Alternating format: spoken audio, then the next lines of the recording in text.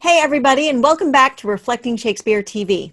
My name is Erika, and I'm a manager and facilitator for the Old Globe's Reflecting Shakespeare program that we bring to men and women experiencing incarceration. Today, we'll be reading some Shakespeare and doing some journaling, so get your pen, pencil, journal, or paper handy for that. Before we go any further, let's bring on the dream team. Here's James and Niki. Hey, Hello, you two. hey. Hey, it's great to see you. Great to see you too, Erika. Here we come, bringing that magic. So, All right. my name is Niki. I'm a facilitator for Reflecting Shakespeare and other community programs. I am formerly incarcerated and I served 25 years, and I've been working with the Old Globe now for the past year. So, All right. Thank you, Nikki. All right, everyone. My name is James, and I've been working on the Reflecting Shakespeare program for the Old Globe for about 4 years now. I'm a theater director, and I've been making theater work in prisons for about 8 years or so. Wonderful. And I love this moment when we connect and I get to see where you are connecting virtually from. And I see, James, you're inside the Old Globe Theater. And Niki, you're in Haddix Hall, that special place on the Old Globe campus where normally we would be teaching our teens all about Shakespeare in our summer performance program right about now. So it's good it's empty. Fun. It's good. this is my favorite place too. Let me just mind you, because this is where I met all y'all. So, I love Haddix Hall. That Right is on. true. That is true. Another thing to be grateful for. All right, so let's start with our highs and lows and highs. Niki, will you start? Yes, ma'am. So my low is I want to travel, but unfortunately, due to my conditions of parole, they will not let me.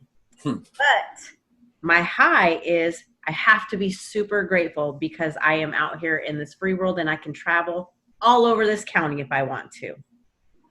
Right on. All right. Thank you, Nikki. All right, I'm going to pitch in next. All right, so my low is very current, and it is that my dog is very, very gassy. So that's happening, and that's happening live.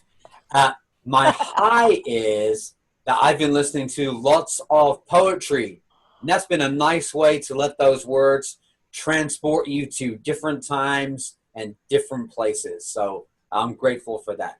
Erika. Well, I guess my low is the news in the world. We're shooting this the end of May in 2020, and it's a heavy morning for us to wake up to.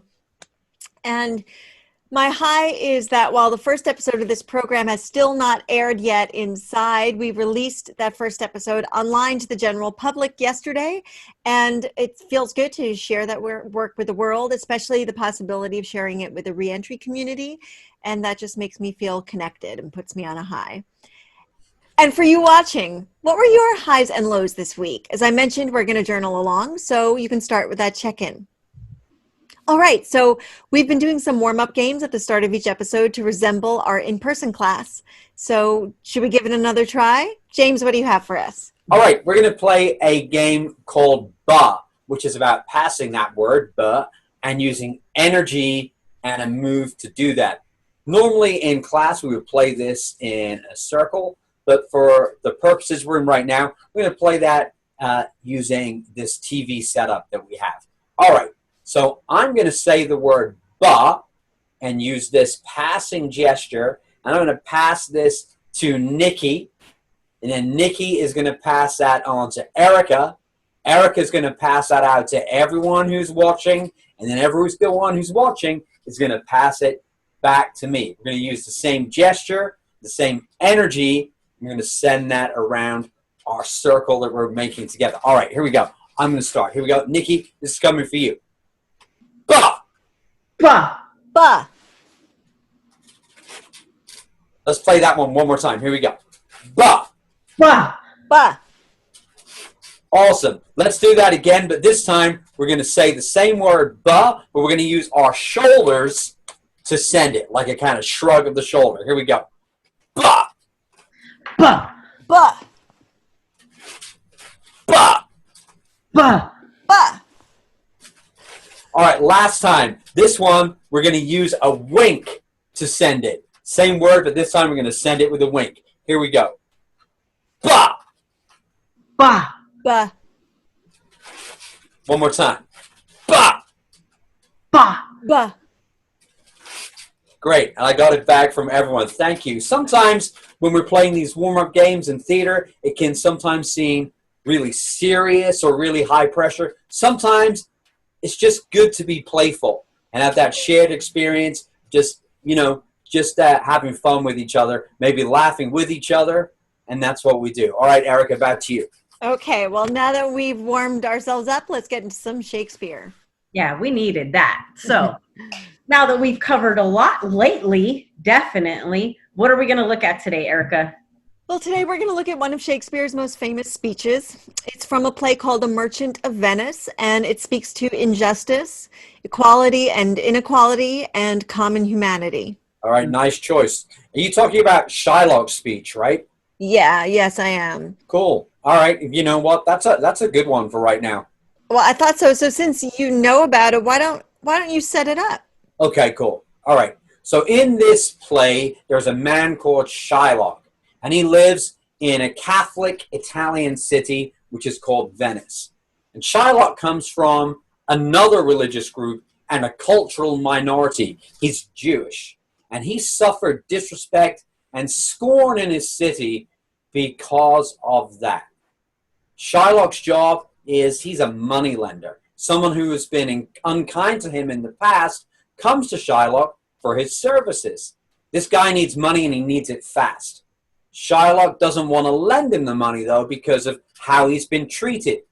But he eventually poses a deal to offer the money, but if the repayment terms aren't met, they are strict. The repayment terms are he will take a pound of flesh from this man.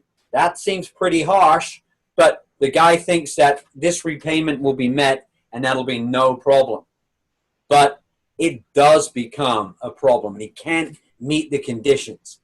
And when he meets Shylock, Shylock is ready to collect. And his friend is surely like, you won't actually take this flesh, will you? What good will that do? And Shylock basically says that it will feed his revenge. And he goes into this speech. Let's hear it.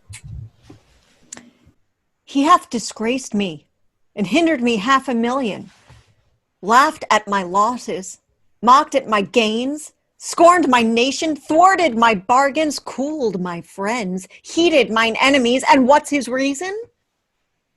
I'm a Jew. Hath not a Jew eyes? Hath not a Jew hands, organs, dimensions, senses, affections, passions? Fed with the same food, hurt with the same weapons, subject to the same diseases, healed by the same means, warmed and cooled by the same winter and summer as a Christian is? If you prick us, do we not bleed? If you tickle us, do we not laugh? If you poison us, do we not die? And if you wrong us, shall we not revenge? If we are like you in the rest, we will resemble you in that. If a Jew wrong a Christian, what is his humility? Revenge. If a Christian wrong a Jew, what should his sufferance be by Christian example? Why, revenge.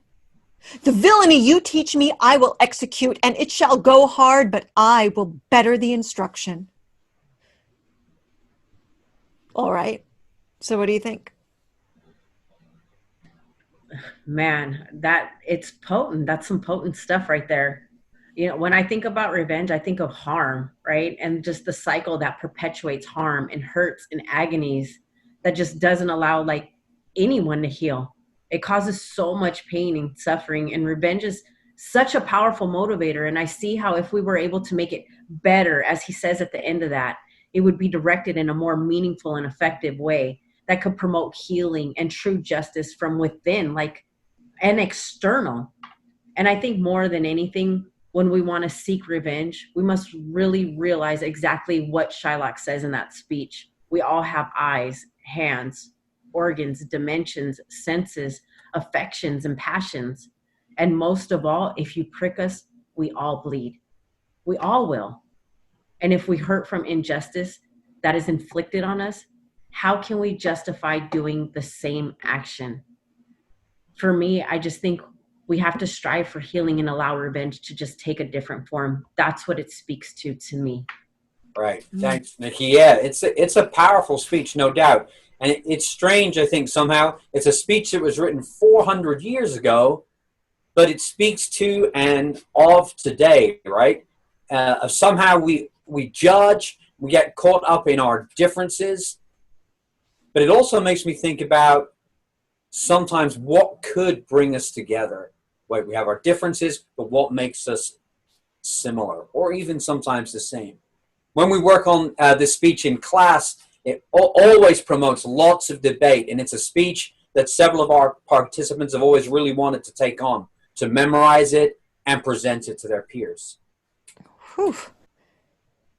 You both had such powerful things to say about the speech. I guess I could just add, kind of looking at the structure of the speech, starting with listing all the bad things that has happened to this character, Shylock, all the harms and all the hurts that have been come his way, that have been inflicted on him. And then he just lists about everything in humanity you can think of that people have in common. And, it doesn't matter what group you belong to, you could just take out the group word that Shylock uses for himself and insert your own, and you would find yourself there in that speech. And then there at the end, he's moved to anger, he's moved to revenge. But Niki, I love what you're talking about taking the bettering the instruction and flipping that to not really speak just to revenge, but about how you could actually better the situation. And I think that's a valuable concept to think about. In terms of reflection for journaling, here are your questions. Since Shylock lists many of the things we have in common, in your opinion, what are the things that bring us together? What are the things that can unite us? And reflecting back on any situation where you may have taken some form of revenge, what other forms of action could you have taken that wouldn't have resulted in the harm that took place? Or what could you do differently in the future?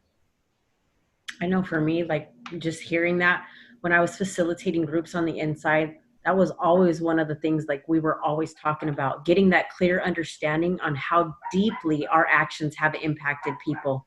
And even our actions inside, recognizing those true motivating emotions, what those were, and then really working on planning what other actions we could take in the future and really working on that and having those other options in our pocket so that when we take that other way, right? That new way, that different way, because we have to take ourselves and our emotions out of the equation and understand what we've done and the harm that we've caused due to those actions.